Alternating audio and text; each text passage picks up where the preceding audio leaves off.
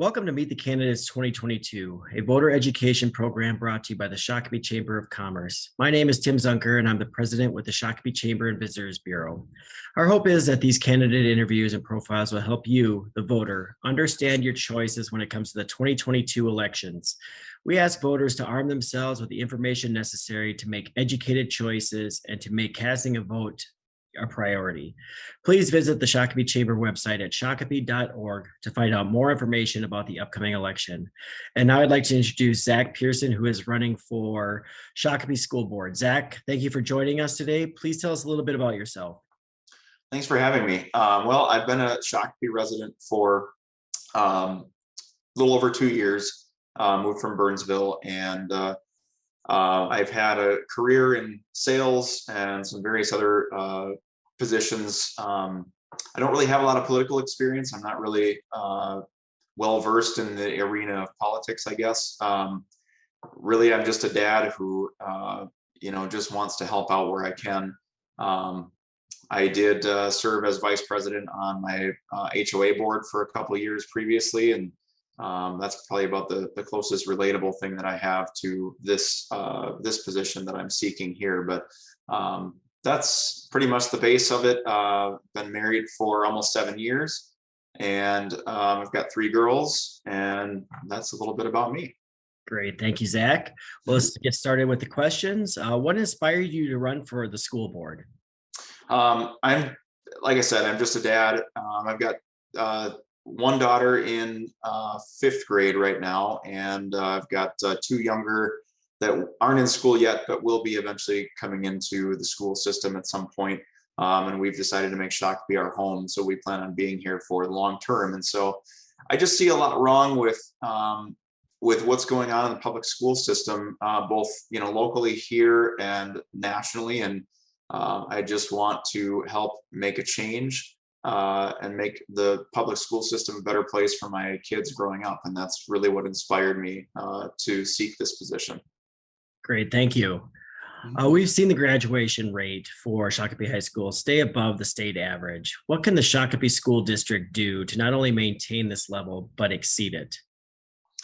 I think the biggest thing is we need to continue to support our teachers and our students by making sure that they have the resources that they need as teachers, to teach our kids, and as students, that they have what they need, both from staff and resources to achieve their goals and get a quality education. I think that we need to have an achievement-based grading system that rewards those who excel, and I think that we need to support those that need the extra help. And I think those are the biggest priorities. Great, thank you. According to Minnesota's North Star accountability system, we have seen the number of students meeting standards in math, reading, and science drop from pre-pandemic numbers. What can the Shakopee School District do to bring those numbers back to pre-pandemic levels? I think one of the most important things is we need to make sure kids are learning in person going forward. Kids across the board nationwide have just not done well with the distance learning model that we had during COVID. And so I think we need to find other ways to mitigate the concerns that brought us to the distance learning model, other than keeping kids at home and doing video classes and things like that. And again, I think the other thing that we need to do is we need to focus on rewarding achievement and help those who are struggling. I think that it's important that those who are doing well are rewarded based on their efforts, and those who aren't doing well have somebody that comes alongside them and spends extra time to help them get to the point where they can do well. And I think that's how we get back to where we need to be. Great, thank you. In 2021, voters approved an operating levy for the Shakopee School District. If elected, what are your priorities regarding the school district's budget? The school district needs to operate within a budget. It's really that simple. I compare it to my household budget or anybody's household budget. When I run out of money at the end of the month, I don't have the ability to go to my employer and say, hey, I'm going to need an extra $3,000 this month to cover some out-of-pocket expenses. I have to operate with what I have. And that means if I have an unexpected expense come up, I have to find those funds elsewhere. I either have to cut something out, or I have to make some sacrifices to make things work. And I think when cuts are made, they need to be focused on those things that will impact students the least. And so we need to look at cutting the fat out of the budget when that becomes a part of the conversation. There are things that we can certainly go without and still maintain a quality education for our kids.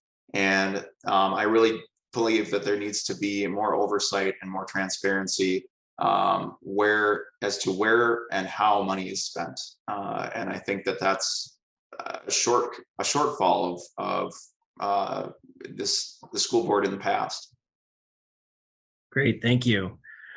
What has the existing school board done well, and where do you see opportunities for improvement?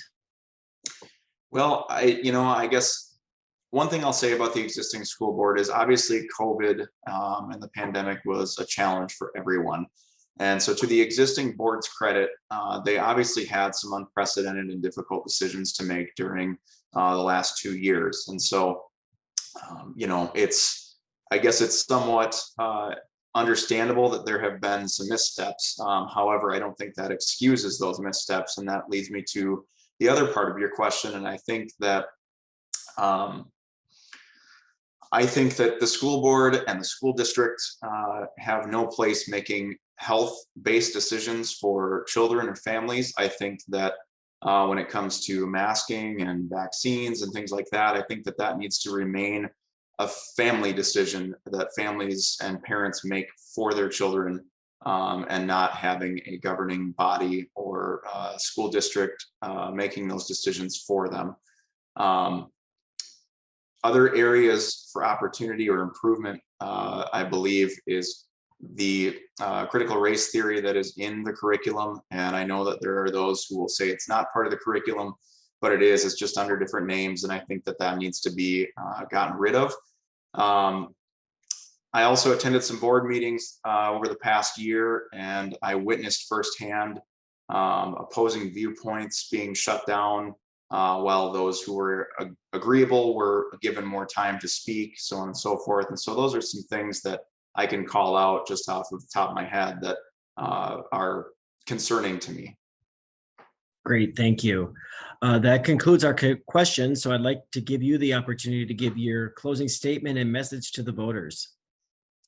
Excellent, thank you. So to the voters, I just want to reiterate, I'm just a dad, and I'm not anybody special. I don't have a wall full of plaques. I'm just a dad who wants a better future for my kids and everybody's kids.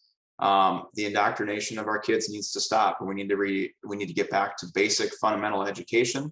We need to teach kids how to think instead of what to think. We need to equip them for the workforce so that they can succeed. We need to put an end to wasteful spending and stop squeezing the tax-paying public who are already stretched to the max.